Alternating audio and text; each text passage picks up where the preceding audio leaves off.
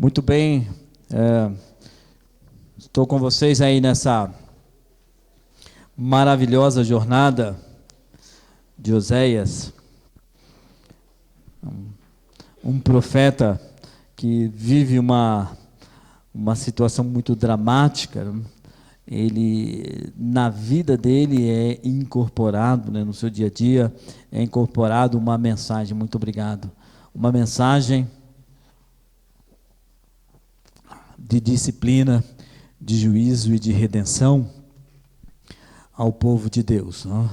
O povo de Deus se encontrava longe dos seus caminhos. Mas se você abrir a sua Bíblia em Oséias capítulo 7, é o texto que nós estamos, e se você ler o livro do profeta Oséias, como também os outros profetas e os outros livros da Bíblia, nós ficamos impressionados como Deus se dispõe a buscar o seu povo. As manhãs de domingo, nós estamos estudando, os adultos estão estudando o livro do Gênesis.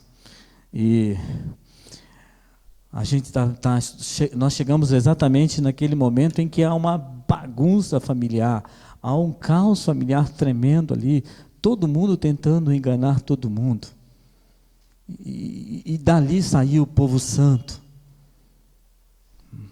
Dali saiu a raiz de Davi.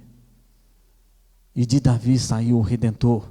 E nós perguntamos, lê o livro dos Gênesis com aqueles olhos objetivos. A gente fala, como é que pode? Como pode ter tanta coisa errada na vida daquelas pessoas que são sagradas para nós, como Abraão, Isaac, Jacó, as suas mulheres enganando, os seus filhos se enganando. Mas como pode? É a pergunta que surge a todo tempo. Como é que pode Deus ainda trabalhar no coração, na história, na vida dessas pessoas?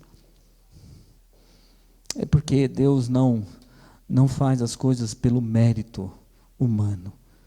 Porque se Ele fosse fazer as coisas pelo mérito humano, Ele não ia fazer nada para nós. Porque nós de fato não merecemos.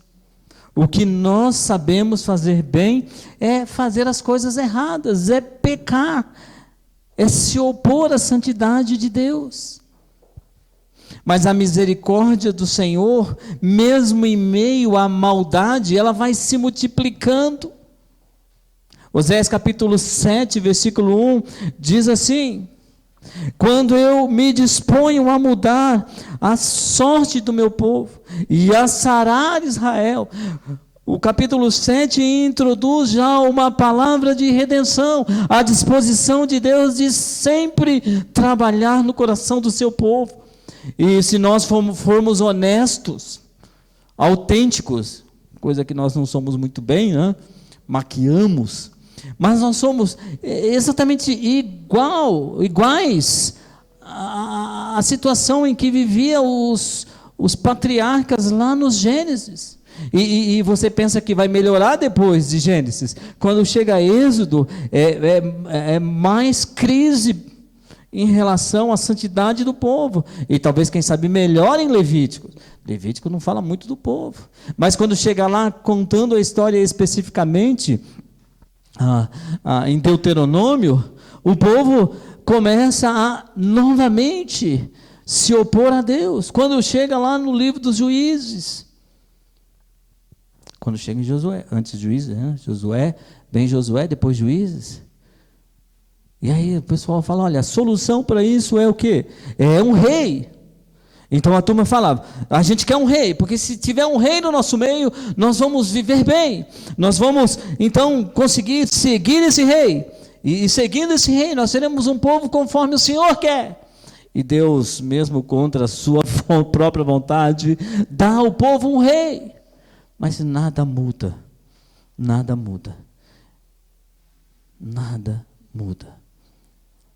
Quando nós chegamos na história de Jesus Cristo, havia um caos, uma situação espiritual lamentável, mesmo com a morte de Cristo, ainda assim a história humana continua sendo lamentável. Nossa história é. Nós vivemos muito, muito abaixo daquilo que é o padrão da Bíblia, o padrão de santidade para nós. Mas Deus sempre vai ministrar salvação, vai ministrar graça, porque é a natureza dele. Não porque um de nós merece, mas porque é a natureza de Deus. Em Oséias 7, então, parte disso eu já falei semana passada, vou para a segunda parte hoje. Quais são as respostas que foram dadas ao nosso Deus, em função dessa expectativa de redenção a todo momento, em função de que o Senhor havia tirado o seu povo da escravidão, dado terra, dado cidadania, feito de uma turma de nômades no deserto, lá atrás, lá no tempo de Jacó, feito dessa turma uma grande nação, tirado eles das mãos da nação mais poderosa, uma das mais poderosas da época, que era o Egito. Qual é a resposta que Deus espera, ou esperava do seu povo? Era que o povo adorasse a Deus com integridade, verdadeiramente e com profundidade. Enquanto Deus está libertando o seu povo lá do Egito, ele diz, vai lá e fala para Faraó, ele diz para Moisés, dizer para Faraó, deixa o meu povo ir, para que o meu povo cultue. Deixa o meu povo ir, para que o meu povo faça os sacrifícios a mim. Vai lá, diz para Faraó, eu quero que meu povo tenha a oportunidade de espontaneamente me adorar. Então a resposta de Deus em função da sua redenção, em função da sua libertação, é que eu o adore espontaneamente, com integridade, profundidade e com verdade. Quando Cristo me salvou, irmãos, Ele não me salvou porque Ele achou que eu era uma pessoa legal. O mesmo serve para você. Ele não achou que você era uma pessoa sensacional, que seria uma grande bênção na igreja, porque você era um bom instrumentista, um bom cantor, um bom professor de escola dominical, um bom pensador. Não. Não. Com toda o currículo do apóstolo Paulo, que ele menciona lá em Filipenses, o que ele era, fariseu dos fariseus, ele diz, eu considero isso como refúgio, e a palavra refúgio em português é um eufemismo, era uma palavra um pouco mais chula, para que Paulo considerava. As versões mais antigas ainda colocaram, eu considero isso como esterco, comparado ao que Cristo é. Então Deus me salvou, Deus me libertou, para que eu desse a Ele, voluntariamente, a minha adoração, integralmente, com profundidade e com verdade. Mas nesse momento, qual foi a resposta do povo, em função daquilo que Deus queria fazer? Primeira resposta, estou só repetindo, é a prática voluntária do pecado. Então a turma estava pecando à vontade, não se importava mais, não pesava mais na consciência a questão pecaminosa. A segunda, a falta de sensibilidade espiritual. Então não me importa, né? Não importa o que está acontecendo aqui. E o pecado, obviamente, leva a essa insensibilidade espiritual. E a terceira, havia, no versículo 4 do capítulo 7, uma ausência de arrependimento. Eles pecavam e se preparavam para pecar no dia seguinte. Então hoje eu vou falar da quarta, a quinta e a sexta resposta que foi dada a Deus pelo povo daquela ocasião e tentar refletir qual é a relação disso comigo hoje. Capítulo 7, versículo 5, dá uma olhadinha, Oséias capítulo 7, versículo 5, coloca o seu olho aí. No dia da festa do nosso rei, os príncipes se tornaram doentes com o excitamento do vinho, e ele deu a mão aos escarnecedores, porque prepararam o coração como um forno, enquanto estão de espreita. Toda noite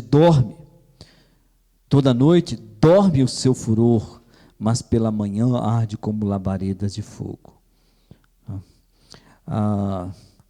Quarta resposta que a denúncia de Oséias afirma que o povo deu a Deus foi uma franca oposição à santidade.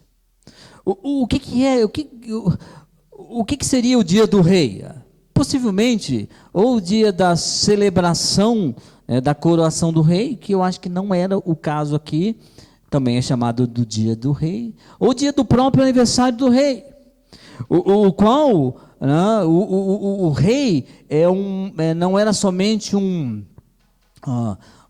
regente político, era um regente político, mas também o rei era um regente espiritual. Olha lá no livro dos reis, você vai observar que eles trabalham em conjunto com os sacerdotes, com os levitas, com o sumo sacerdote, com os profetas. Então o rei tinha naquela ocasião, tinha também essa função, um líder religioso. E aquilo que deveria ser para o rei, um dia de ação de graça, de celebração talvez pelas vitórias, um dia de celebração e ações de graças pela conquista ou pela própria condução de Deus no seu último ano. Sabe o que eles faziam? Eles estavam enchendo o caneco. No dia da festa do nosso rei, os príncipes se tornaram doentes. E algumas versões você tem aí, os líderes foram inflamados pelo vinho. A turma bebeu até cair, né? Até cair na sarjeta, né? Como diz, até o cão lamber a boca do sujeito, né? Irmão, nós não estamos falando do pagão aqui, estamos falando do povo santo, do povo de Deus, do povo que em momentos de celebração deveria estar cultuando a Deus, adorando o seu nome, levantando suas mãos, dobrando os seus joelhos, colocando o seu rosto em terra. E algumas vezes olha, ruim esse povo lá, né? O povo santo é ruim. E talvez nós fazemos as mesmas coisas. Infelizmente, com 22 anos de ministério, eu já vi muita coisa. Festas de crente encharcado de bebida. Irmãos, o crente deveria estar celebrando essa data com culto santo, com uma vida santa, mas preferem inflamar seus corações de bebida. Eu, infelizmente, vivo uma realidade ruim com parte dos meus familiares. Eles se reúnem nas suas festas, e familiares crentes, irmãos, não estou falando dos pagãos. Os pagãos nós não podemos nem criticá-los, porque é a vida deles, é a natureza deles. mas crentes que se reúnem em momentos de comemoração e enchem o caneco. Agora, uma coisa certa, não começou com o barril de chope. Não começaram o primeiro dia dizendo, olha, vamos traz um barril de chope. Conheço uma família, eu até os adverti certa vez, porque eles faziam as suas festas não, e tomavam uma coisinha só. Um ponche, sei lá se é esse o nome que falo para o negócio, uma batidinha. E eu sempre falei, olha, família muito chegada, né? Falei, olha, seria bom vocês tirarem isso das festas de vocês. Vocês aprenderam que as festas poderiam ser comemoradas com a alegria e celebração ao Senhor, mas a alegria e a celebração ao Senhor estava sendo substituída por uma bebidinha, por um som, né, não santo. Os filhos desta família estavam vendo tudo. Aquela bebidinha, aquela música, mais ou menos. 15 anos atrás. Agora, nesse momento, os filhos dessa mesma família, então antes eles tinham 5, 6, 7 anos, agora os filhos têm 22, 23,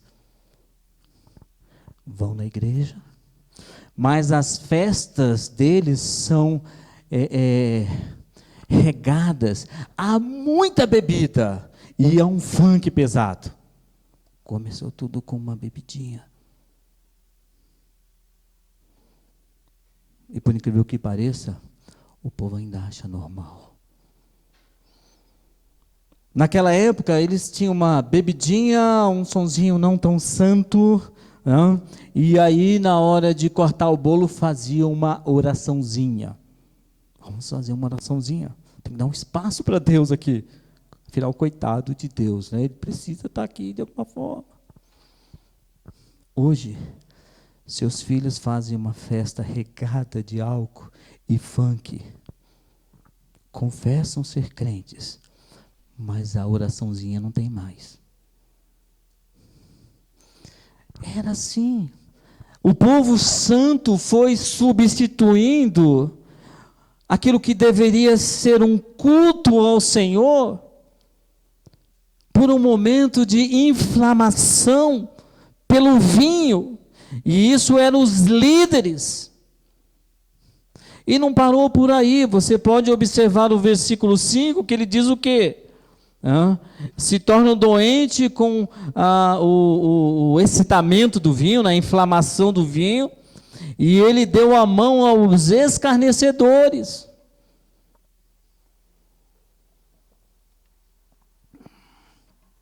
Lembra dessa palavra? De algum lugar? Os crentes mais velhos, né, que decoravam a Bíblia, talvez lembre. Aonde você acha isso? Tão comum? Salmo 1. E eu fui lá no hebraico olhar, falei, deve ser a mesma palavra, né? Porque às vezes traduz pelo mesmo em português, mas são palavras diferentes. Mas lá é a mesma palavra bem pequenininha em hebraico, chamada lipsi. Não. O rei dava a mão para essa turma, e uma das traduções dessa palavra é para escória. Então, no dia da festa do rei, ao invés dele ter ao seu lado os seus conselheiros espirituais, ter ao seu lado um sacerdote santo, ter ao seu lado, quem sabe, um profeta, sabe quem ele tinha? Ele tinha a escória do seu lado. Olha só o texto. Mas começou devagarzinho. O Salmo 1 indica que há um processo regressivo aqui. Bem-aventurado o homem que não anda. Ele começou andando no conselho dos ímpios. Não se detém. Deter é parar. Então o camarada estava andando, olhava, até gostava. Outro dia ele estava andando de novo, aí ele resolveu parar. Não, deixa eu ouvir o que essa turma está falando. No caminho dos pecadores. E nem se assenta na roda dos escarnecedores. O primeiro dia ele andava, ouvia. O segundo dia ele resolveu dar uma parada. O terceiro ele falou, deixa eu me acomodar aqui porque está bom. Processo regressivo na vida espiritual. E esse é o último, os escarnecedores, é o último estágio de quem está em franca, em direta oposição à santidade.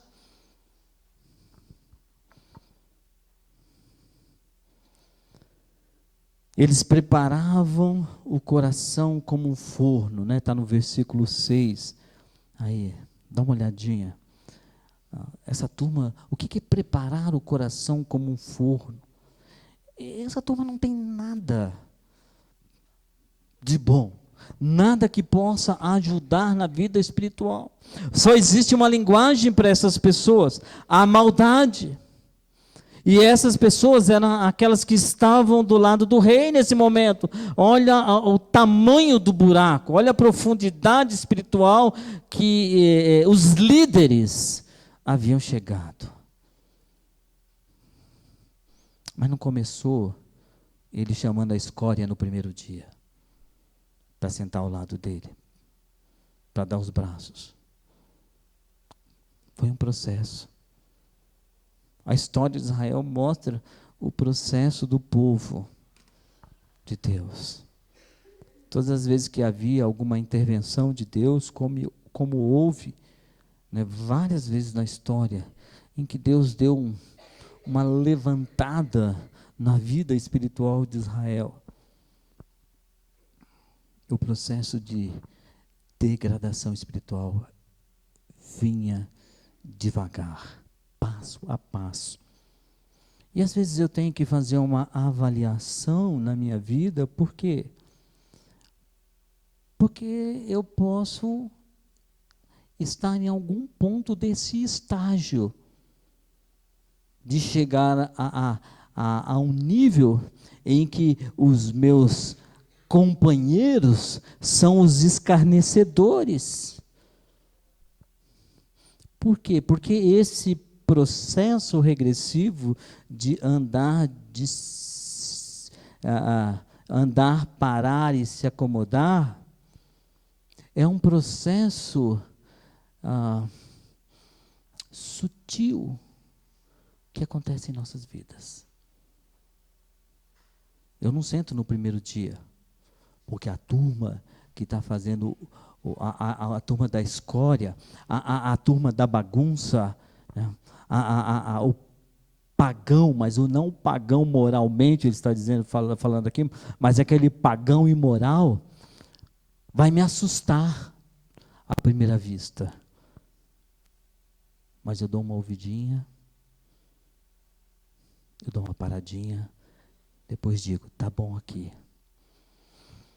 E aí eu me torno escravo do pecado. O pecado vai me laçando como um imã. Eu me torno escravo do pecado. E o pecado como um senhor severo, cruel. Ele vai me subjugar até a morte. Por isso que o autor de Hebreus fala que alguns crentes não conseguiram achar local de arrependimento. Tal nível de caos espiritual que tinham entrado. Cuidado, meus irmãos, com a força do pecado. O pecado é como um imã. Eu tenho alguns imãs em casa lá. E alguns assim, tão antigos que eu não sei nem como foi aparecer nas minhas coisas. Mas é uma coisa impressionante. Ele nunca perdeu o seu poder de atração. Passar o imã em algum lugar e atrai tudo que é metal. Tudo. Menor que seja os metais, ele vai atraindo. O pecado é essa força.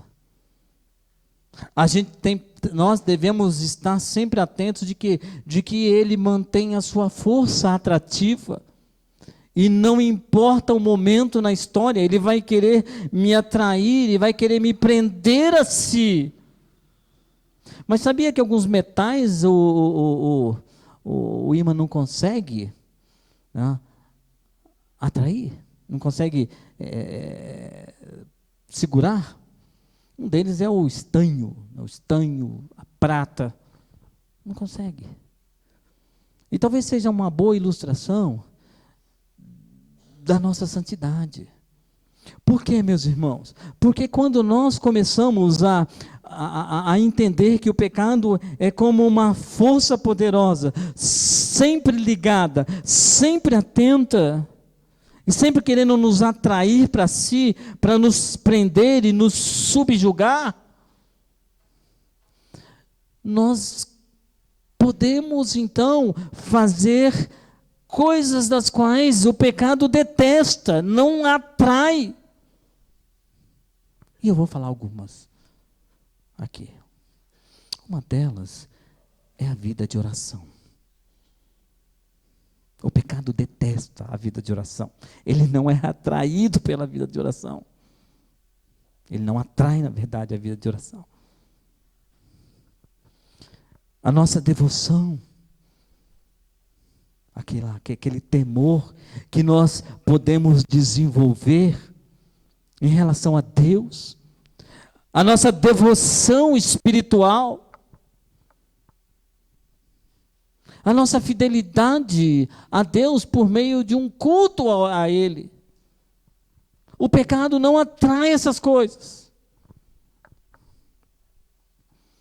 Mas o pecado, ele atrai para si a preguiça, o descompromisso, a infidelidade. Ele atrai.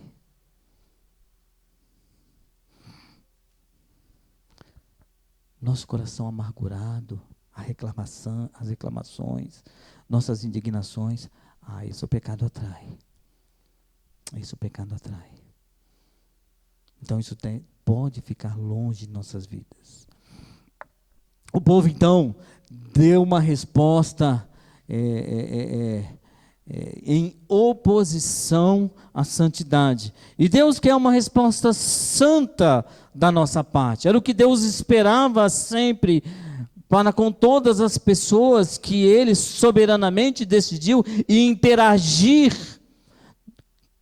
As pessoas que Ele decidiu ter um relacionamento, em Deus esperava dessas pessoas uma resposta santa, uma resposta de santificação.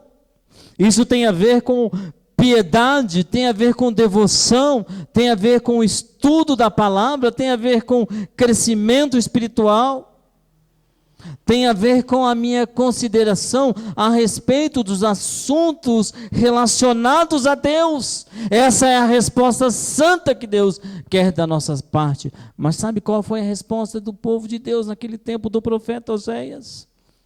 Bom, tem uma festa aí, galera, vamos detonar, vamos comemorar. Traz o pessoal da bagunça, liga o som alto aí e vamos mostrar que nós somos felizes, independentes do Senhor.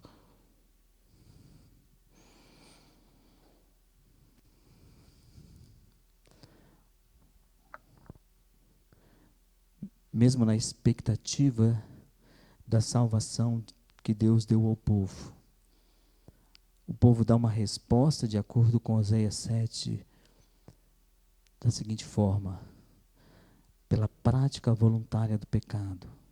O povo responde com falta de sensibilidade espiritual. O povo responde com ausência de arrependimento. Em quarto lugar, em franca oposição à santidade.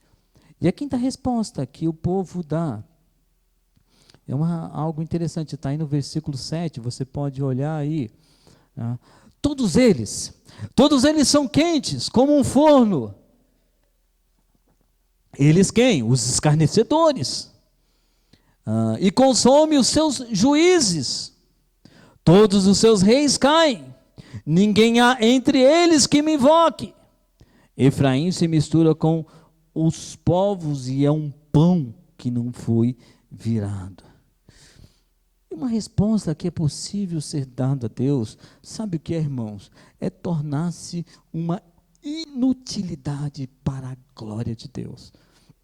Eu peguei essa ideia aí a partir da declaração do profeta, da última frase do versículo 8 aí, 7, 8, na verdade do versículo 8, né? Efraim, né, que é uma representação do povo aqui, é uma das tribos importantes, mas a representação, Efraim se mistura com os povos, né, e se tornou um pão, um pão que não foi virado. Qual o problema do pão não ser virado? As cozinheiras de plantão poderiam me explicar? Qual o problema quando um pão não é virado? Você põe para assar, ele não é virado. Mas hoje os fornos são modernos, né? Hã? Pode falar, Clarete. Hoje assa, né? Hoje tem fogo por baixo, fogo dos lados, fogo por cima. Mas pensa lá no forno da sua mãe, né? Lá do passado, lá. Esse eu falei semana passada, que o pessoal normalmente era um forno que cavava-se um buraco na terra, revestia-se de palha e barro, e aí o forno era quase que subterrâneo no forno da turma. E a turma jogava o pão lá. Mas qual era o problema de um forno tão primitivo assim? Se você não virava o pão, não assa em cima, e o que faz embaixo? Queima. Então, para que serve um pão que está queimado embaixo e uma passaroca em cima? Para nada.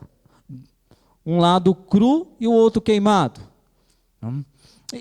Então, Efraim, quando ele fala na representação, né, que se tornou como um pão que não foi virado, a ideia aqui é de que, olha, não sei, você não tem utilidade. Tem forma de pão, tem a forma, tem o formato de pão, tem até o cheiro de pão.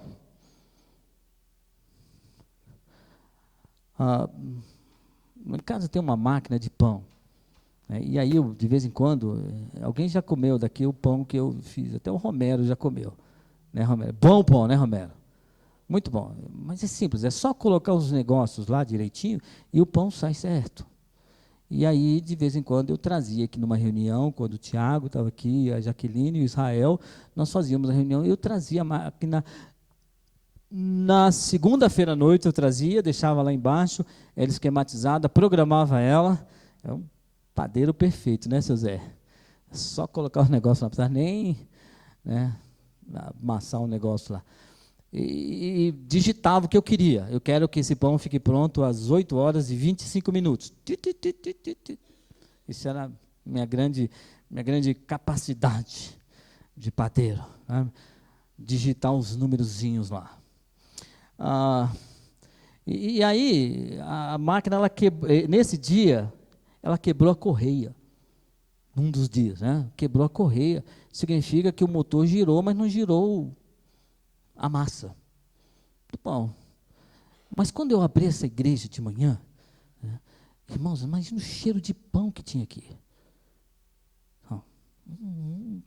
Parecia uma padaria. Um cheiro, assim, dava vontade de comer, mesmo com satisfeito. Só que eu cheguei lá, como quebrou a correia da máquina, não girou, ficou um negócio, uma pasta dura. Impossível, ninguém comeria aquilo. Mas o cheiro, o Tiago até quis comer. Não vai, Tiago, não vai nessa, falei para ele. Porque não mexeu a massa, não mexeu o fermento que estava ali, os ingredientes. Não servia para nada, inútil. O pão não foi virado, literalmente. Mas tinha cheiro de pão. Mas não dava para comer. E aqui é feito essa ilustração com relação a Efraim, com relação ao povo de Deus. Vocês até parecem pão, formato, foi usado os ingredientes, mas não foi virado. O pão não foi virado. Cru embaixo, queimado embaixo e cru em cima. Não tem utilidade nenhuma, a não ser o quê? Jogar fora. Infelizmente, há alguns crentes e algumas igrejas que estão nesse nível. Carvão embaixo e passaroca em cima. O texto vai dizer o porquê que Efraim, né, o povo de Deus, chegou a esse ponto. No versículo 7, ele diz: todos eles são quentes como um forno e consomem seus juízes, todos os seus reis caem. Ele, em outras palavras, está dizendo que a respeito dessas pessoas, que eles estão completamente entregues ao pecado, eles não têm condução, né? Eles não têm padrão nem liderança na vida deles. São os escarnecedores lá de cima, e aí o povo de Deus se remete com essas pessoas e se tornam da mesma forma inúteis para a glória de Deus.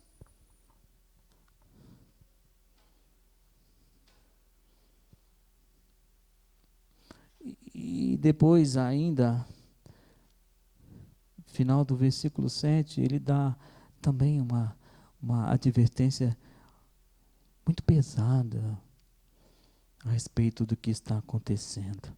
Ninguém há entre eles que me invoque. Estava se referindo aos escarnecedores aqui, mas a liderança estava junta, né? Estava de braços dados com essa turma. E aí eu também pesquisei essa palavra invocar. Ela é muito comum, ela aparece em vários lugares na Bíblia. Você olha para lá, olha para cá, traduções como clamar, falar, né? Chamar, usa-se essa palavra que ele usou aqui para invocar. Mas há uma tradução dessa palavra que me chamou a atenção. Um uso dessa palavra que me chamou a atenção, que é a ideia de se aproximar. Agora faz sentido, olha só. Ninguém há entre eles que se aproxime de mim. Não há. Essa turma não quer me buscar. Não havia pessoas que queriam se aproximar do Senhor. Por quê? Porque, como ainda é hoje, nossa natureza pecaminosa é uma força de retração. Agora não é atração, retração à santidade. Nós não queremos isso. Nós não queremos a santidade. É muito mais fácil pecar do que adorar. Mas Jesus Cristo, irmãos, nós devemos ter toda a consciência disso como igreja, como crente.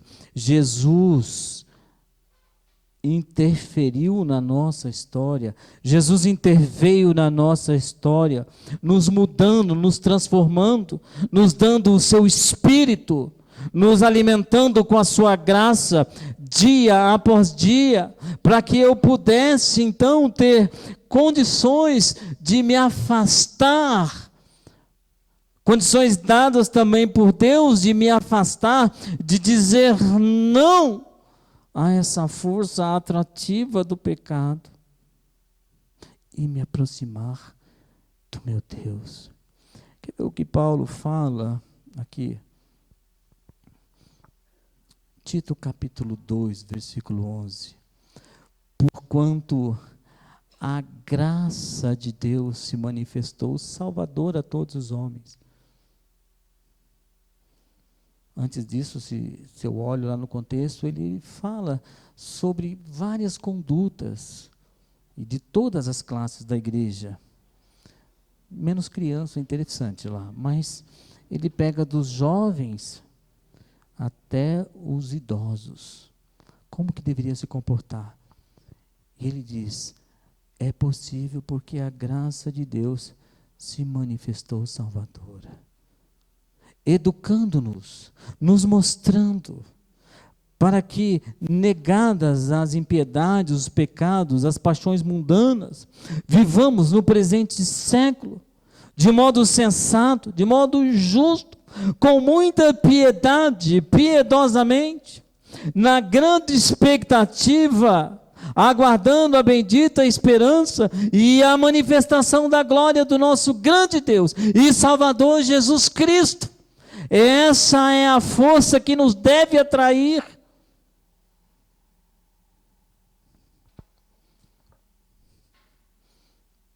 Eu não cedo porque eu quero que Deus me veja como alguém santinho. Eu não cedo porque a graça de Deus se manifestou a mim.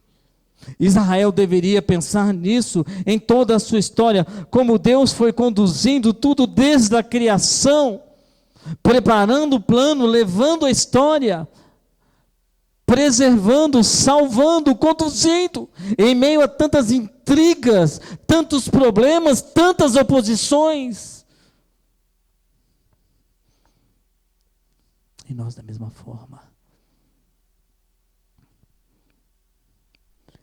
Eu sou um marido que amo minha esposa, não porque eu quero que Deus me veja como bonzinho, mas porque a graça de Deus se manifestou Salvador a mim. Eu sou uma esposa que respeito o meu marido, que considero o meu marido, não porque eu quero que Deus me veja como bonzinho, e eu tenho medo de Deus me dar uma varada. Não. Eu sou uma esposa que respeito porque a graça de Deus se manifestou Salvador a mim. Eu sou uma pessoa que me submeto ao meu chefe, respeito, o honro, porque a graça de Deus se manifestou Salvador a mim. Eu sou um bom crente, eu sou um crente fiel, não porque eu estou aguardando um espaço para entrar no céu. Eu sou porque a graça de Deus se manifestou Salvador a mim. Me educou, me ensinou, para que eu pudesse então viver de forma que agradasse e glorificasse o meu Deus, e não me tornasse um inútil para a glória dele. Quais respostas? Quais são as respostas que o povo deu com base em Oséias 7? A prática voluntária do pecado, a falta de sensibilidade espiritual, a ausência de arrependimento, a franca oposição à santidade, o fato de se tornarem uma inutilidade para a glória de Deus. E o sexto e última resposta, até aqui pelo menos, né, que o povo dá a Deus como resposta à salvação que Deus entregou, foi a aquisição de uma insensatez absurda. E eu amei esse desenho, irmãos, que vocês estão vendo. O camarada que corta a árvore aí, não, do outro lado, do lado contrário. Não, isso é uma insensatez. E isso ilustra bem, porque às vezes nos tornamos cegos. Olha o versículo 9. Eles não haviam percebido o que estava acontecendo no meio do povo. Estrangeiros lhe comem à força. E aí o profeta diz, e ele não sabe. Também as cãs, os cabelos brancos já se espalham sobre ele. O tempo está passando e eles não sabem. Aqui é a descrição no versículo 9 de alguém totalmente cego. São explorados pelos estrangeiros e não perceberam. O tempo estava passando e não perceberam. E às vezes, como crentes, nossas razões, nossas racionalizações a respeito de uma postura, elas são insensatas. Deus sempre quis uma resposta simples. Muito simples. Uma adoração ao seu nome. está a sua vida? Que respostas você tem dado a Deus?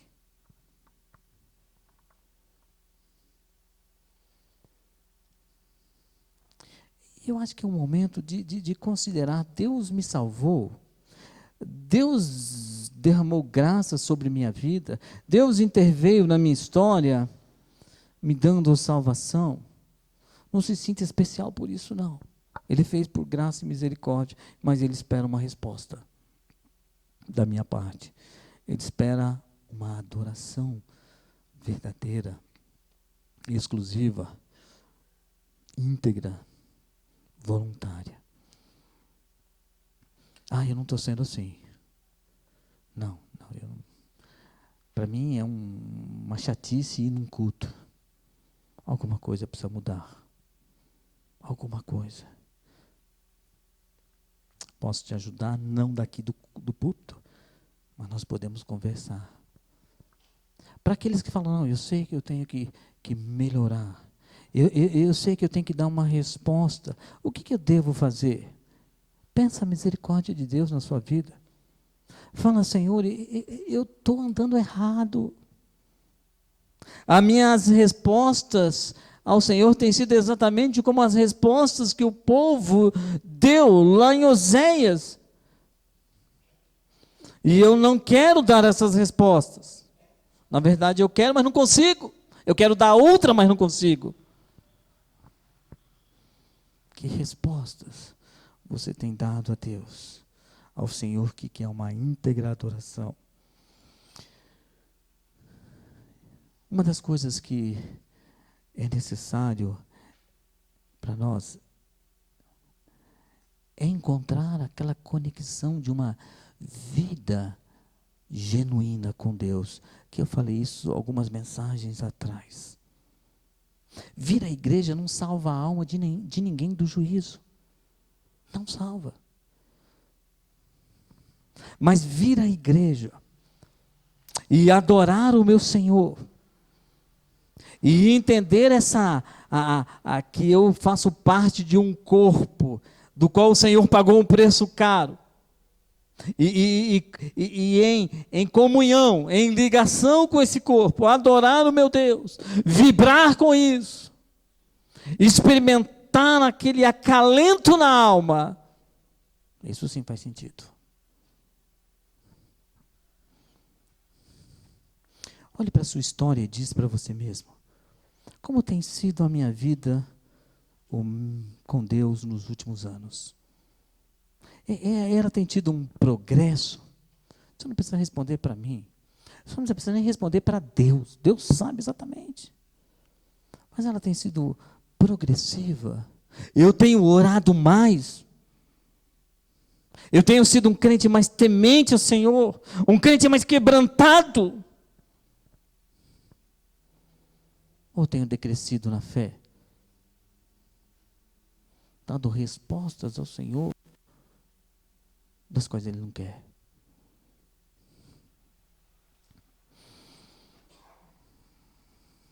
Quero terminar com essa frase aqui. Deus nos salvou. E a nossa resposta deve ser uma adoração íntegra, profunda e verdadeira, somente a Ele. Deus nos salvou. Deus nos salvou. É a motivação inicial. E a minha resposta tem de ser essa. Se não for essa, você está dando uma dessas que nós estamos estudando em Oséias há algumas semanas aqui. Baixe a sua cabeça, feche os seus olhos.